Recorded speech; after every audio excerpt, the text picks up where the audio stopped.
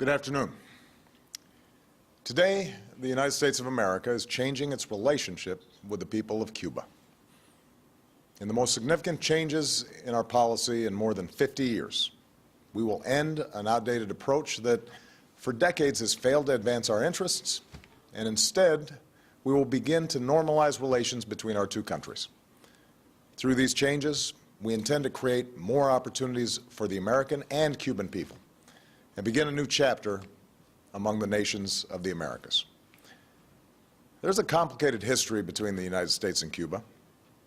I was born in 1961, just over 2 years after Fidel Castro took power in Cuba, and just a few months after the Bay of Pigs invasion, which tried to overthrow his regime.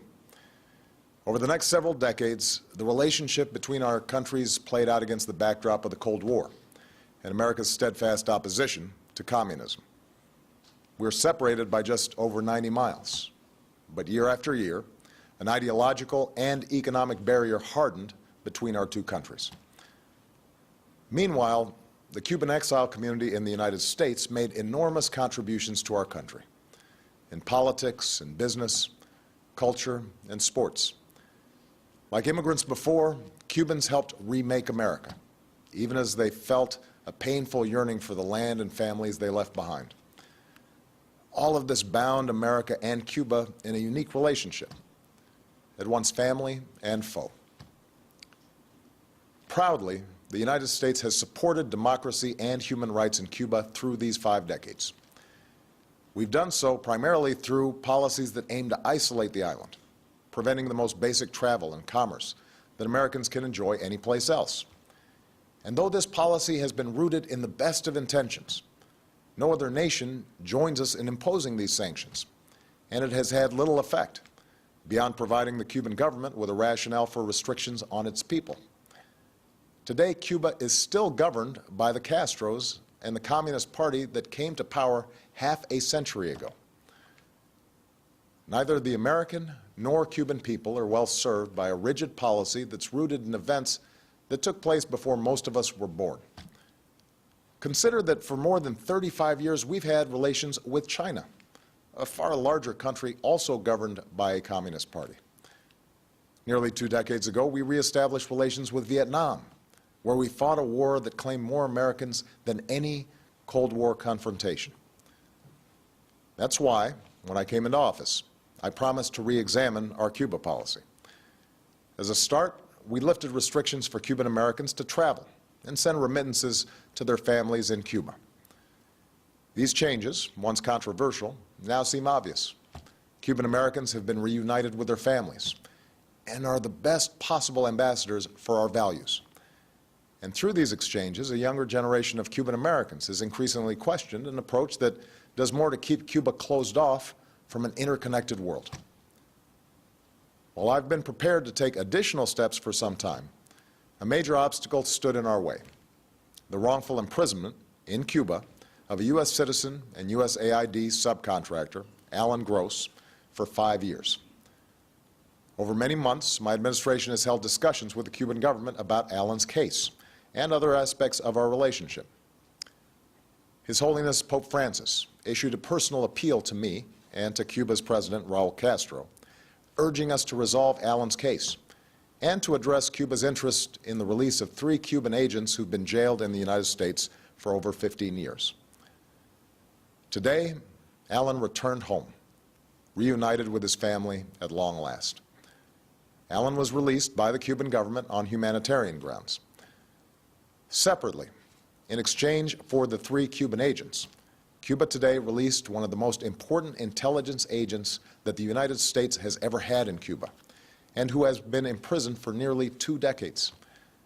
This man, whose sacrifice has been known to only a few, provided America with the information that allowed us to arrest the network of Cuban agents that included the men transferred to Cuba today, as well as other spies in the United States. This man is now safely on our shores. Having recovered these 2 men who sacrificed for our country, I'm now taking steps to place the interests of the people of both countries at the heart of our policy. First, I've instructed Secretary Kerry to immediately begin discussions with Cuba to reestablish diplomatic relations that have been severed since January of 1961. Going forward, the United States will reestablish an embassy in Havana, and high-ranking officials will visit Cuba. Where we can advance shared interests, we will, on issues like health, migration, counterterrorism, drug trafficking, and disaster response. Indeed, we've seen the benefits of cooperation between our countries before. It was a Cuban, Carlos Finlay, who discovered that mosquitoes carry yellow fever. His work helped Walter Reed fight it.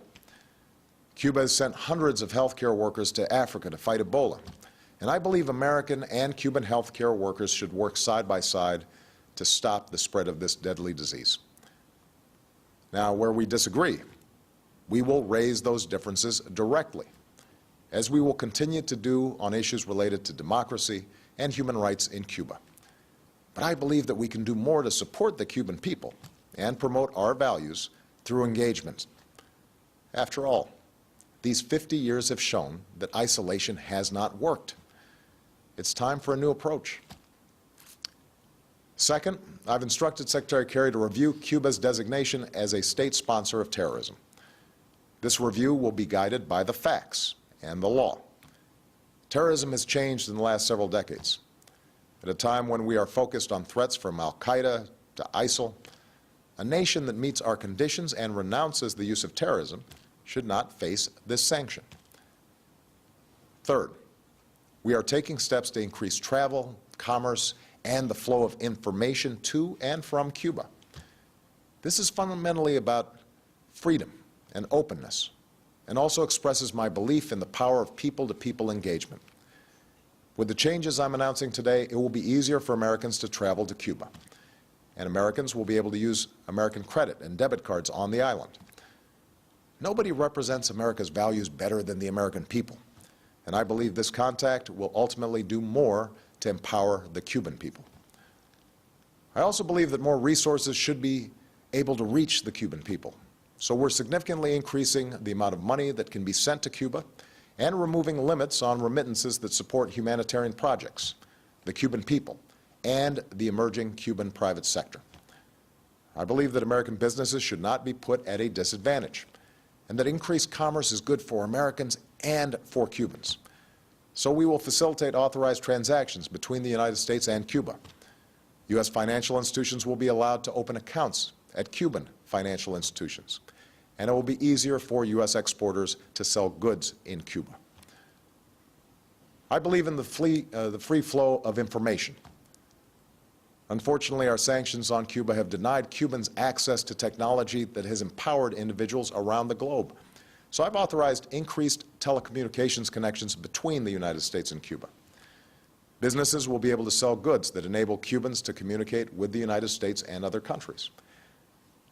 These are the steps that I can take as president to change this policy. The embargo that's been imposed for decades is now codified in legislation. As these changes unfold, I look forward to engaging Congress in an honest and serious debate about lifting the embargo. Yesterday, I spoke with Raul Castro to finalize Alan Gross's release and the exchange of prisoners, and to describe how we will move forward. I made clear my strong belief that Cuban society is constrained by restrictions on its citizens. In addition to the return of Alan Gross and the release of our intelligence agent, we welcome Cuba's decision to release a substantial number of prisoners whose cases were directly raised with the Cuban government by my team. We welcome Cuba's decision to provide more access to the Internet for its citizens and to continue increasing engagement with international institutions like the United Nations and the International Committee of the Red Cross that promote universal values. But I'm under no illusion about the continued barriers to freedom that remain for ordinary Cubans. The United States believes that no Cuban should face harassment or arrest or beatings simply because they're exercising a universal right to have their voices heard. And we will continue to support civil society there. While Cuba has made reforms to gradually open up its economy, we continue to believe that Cuban workers should be free to form unions, just as their citizens should be free to participate in the political process. Moreover, given Cuba's history, I expect it will continue to pursue foreign policies that will at times be sharply at odds with American interests. I do not expect the changes I'm announcing today to bring about a transformation of Cuban society overnight. But I am convinced that through a policy of engagement, we can more effectively stand up for our values and help the Cuban people help themselves as they move into the 21st century. To those who oppose the steps I'm announcing today, let me say that I respect your passion and share your commitment to liberty and democracy. The question is how we uphold that commitment. I do not believe we can keep doing the same thing for over 5 decades and expect a different result. Moreover, it does not serve America's interests or the Cuban people to try to push Cuba towards collapse. Even if that worked, and it hasn't for 50 years, we know from hard-earned experience that countries are more likely to enjoy lasting transformation if their people are not subjected to chaos. We are calling on Cuba to unleash the potential of 11 million Cubans by ending unnecessary restrictions on their political, social, and economic activities. In that spirit, we should not allow U.S. sanctions to add to the burden of Cuban citizens that we seek to help. To the Cuban people, America extends a hand of friendship. Some of you have looked to us as a source of hope, and we will continue to shine a light of freedom. Others have seen us as a former colonizer, intent on controlling your future. Jose Marti once said, "Liberty is the right of every man to be honest." Today, I'm being honest with you. We can never erase the history between us, but we believe that you should be empowered to live with dignity and self-determination. Cubans have a saying about daily life. No es fácil. It's not easy. Today, the United States wants to be a partner in making the lives of ordinary Cubans a little bit easier, more free, more prosperous. To those who have supported these measures, I thank you for being partners in our efforts. In particular, I want to thank His Holiness Pope Francis, whose moral example shows us the importance of pursuing the world as it should be, rather than simply settling for the world as it is. The Government of Canada, which hosted our discussions with the Cuban government, and a bipartisan group of congressmen who've worked tirelessly for Alan Gross's release and for a new approach to advancing our interests and values in Cuba. Finally, our shift in policy towards Cuba comes at a moment of renewed leadership in the Americas. This April, we are prepared to have Cuba join the other nations of the hemisphere at the Summit of the Americas. But we will insist that civil society join us, so that citizens, not just leaders, are shaping our future. And I call on all my fellow leaders to give meaning to the commitment to democracy and human rights at the heart of the Inter-American Charter. Let us leave behind the legacy of both colonization and communism, the tyranny of drug cartels, dictators, and sham elections. A future of greater peace, security, and democratic development is possible if we work together, not to maintain power, not to secure vested interests, but instead to advance the dreams of our citizens. My fellow Americans, the city of Miami is only 200 miles or so from Havana. Countless thousands of Cubans have come to Miami on planes and makeshift rafts, some with little but the shirt on their back and hope in their hearts. Today, Miami is often referred to as the capital of Latin America, but it is also a profoundly American city, a place that reminds us that ideals matter more than the color of our skin or the circumstances of our birth, a demonstration of what the Cuban people can achieve and the openness of the United States to our family to the south. Todos somos Americanos.